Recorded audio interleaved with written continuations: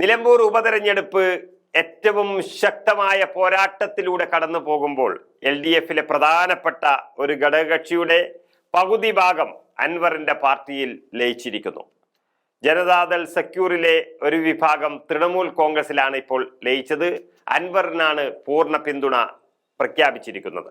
Janata Dal secular ദേശീയ council അംഗവും മലപ്പുറം ജില്ലാ പ്രസിഡന്റുമായ ഇസ്മായിൽ എരിഞ്ഞിലിക്കലിന്റെ നേതൃത്വത്തിലാണ് ഒരു വിഭാഗം തൃണമൂൽ കോൺഗ്രസിൽ ചേർന്നത്. നിലമ്പൂർ മുനിസിപ്പൽ കൗൺസിലർ കൂടിയാണ് ഇസ്മായിൽ എരിഞ്ഞിക്കൽ എന്നുള്ളത് വളരെ പ്രധാനപ്പെട്ട ഒരു കാര്യം കൂടിയാണ് ഈ തെരഞ്ഞെടുപ്പ് നടക്കുന്ന വേളയിൽ.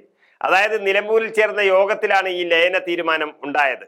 തൃണമൂൽ കോൺഗ്രസിന്റെ നിലമ്പൂരിലെ തെരഞ്ഞെടുപ്പ് കമ്മിറ്റി ഓഫീസിൽ PV അൻവറിന്റെ കൂടെ നടത്തിയ വാർത്താ സമ്മേളനത്തിലാണ് ലയനം പ്രഖ്യാപിച്ചത്. PV അൻവർ ഷാളണിയിച്ച് ഇസ്മായിൽ എരിഞ്ഞിക്കലിനെയും പ്രവർത്തകരെയും ഒക്കെ സ്വീകരിക്കുകയും ചെയ്തു. ജനതാദൾ സെക്യുലർ ജില്ലാ എക്സിക്യൂട്ടീവ് അംഗം ജയരാജൻ, അതുപോലെ നിലമ്പൂർ മുത്തേടം മണ്ഡലത്തിലെ നിയോജക മണ്ഡലം ഭാരവാഹികൾ എന്നിവർ ഉൾപ്പെടെ 50ഓളം പേർ ഈ ലയനത്തിൽ പങ്കാളികളായിട്ടുണ്ട്. അതിനപ്പുറം അവരുടെ കുടുംബാംഗങ്ങളൊക്കെ ചേരുമെന്നുള്ള ഒരു സൂചനയും അൻവർ നൽകിയിരിക്കുന്നു. ജനതാദൾ നിയോജക മണ്ഡലം പ്രസിഡന്റ് രാജ്മോഹൻ ഇതിൽ നിന്ന് വിട്ടുനിന്നു എന്ന് മാത്രമേ ഉള്ളൂ. LDF BJP കൂട്ടുകെട്ടിൽ പ്രതിഷേധിച്ചാണ് പാർട്ടിയിൽ നിന്ന് രാജിവെച്ച് തൃണമൂൽ കോൺഗ്രസിൽ ചേർന്നതെന്ന് ഇസ്മായിൽ പറയുകയും ചെയ്തിട്ടുണ്ട്. PV അൻവർ പ്രതിനിധാനം ചെയ്യുന്ന ജനകീയ പ്രതിരോധ മുന്നണിയുമായി സഹകരിച്ച് PV അൻവറിന്റെ വിജയത്തിനായി പ്രവർത്തിക്കുമെന്നാണ് ഇവർ പറഞ്ഞിരിക്കുന്നത്. സ്വതന്ത്ര ചിഹ്നത്തിൽ മത്സരിച്ചുകൊണ്ടാണ് താൻ ഇവിടെ കൗൺസിലർ ആയതെന്നും അതുകൊണ്ട് നിലമ്പൂർ നഗരസഭാ കൗൺസിൽ സ്ഥാനം രാജിവെക്കില്ലെന്നും ഇദ്ദേഹം പറയുകയും ചെയ്തിട്ടുണ്ട്. സത്യത്തിൽ ഇത് ഇടതുപക്ഷത്തിന്റെയും പിണറായി വിജയനും ഉള്ള വ്യക്തമായ ഒരു താക്കീത് കൂടിയാണ്. കാരണം JDS അഥവാ ജനതാദൾ സെക്യുലർ എന്നാൽ BJP-യുടെ ഘടകകക്ഷിയാണ് ഇപ്പോൾ. അവരെയാണ് പിണറായി വിജയൻ കേരളത്തിൽ ഒക്കത്ത് വെച്ചിരിക്കുന്നതും കൃഷ്ണൻകുട്ടിയെ മന്ത്രിയാക്കി വച്ചിരിക്കുന്നതും. അതുകൂടി ഇവിടെ ചർച്ചയാവുകയാണ്. അതായത് ദേവഗൌഡ നേതൃത്വം നൽകുന്ന ജനതാദൾ സെക്യുലർ ഇപ്പോഴും കേരളത്തിൽ ഇടതുപക്ഷത്തിന്റെ ഭാഗമാണ്.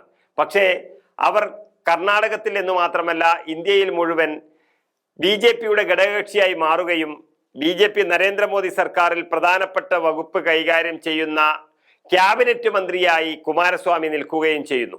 എന്നിട്ടും അതേ കക്ഷിയെ ഇവിടെ ഘടകകക്ഷിയായി വച്ചിരിക്കുന്നത് BJP-യും CPM-ഉം തമ്മിലുള്ള ഒരു പാലത്തിന് വേണ്ടിയാണ് എന്നുള്ളതാണ് ഇവിടെ ചർച്ചയാകുന്നത്. അതിപ്പോൾ നിലമ്പൂരിൽ പാർട്ടി പ്രവർത്തകരെല്ലാം അൻവറിന്റെ കൂടെ കൂടിയതോടുകൂടി കൂടുതൽ ചർച്ചയാവുകയാണ്.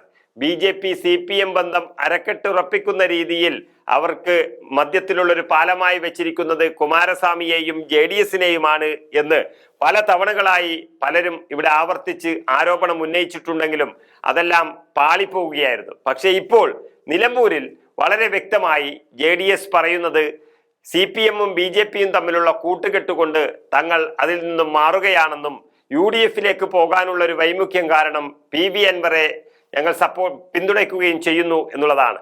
അതോടുകൂടി നിലമ്പൂർ തെരഞ്ഞെടുപ്പിൽ ചർച്ചയാകുന്നത് JDS-ന്റെ CPM ബന്ധവും അതുപോലെ കൃഷ്ണൻകുട്ടിയുടെ മന്ത്രിസ്ഥാനവും ഒക്കെയാണ് എന്നുള്ളതിൽ ഒരു സംശയവുമില്ല.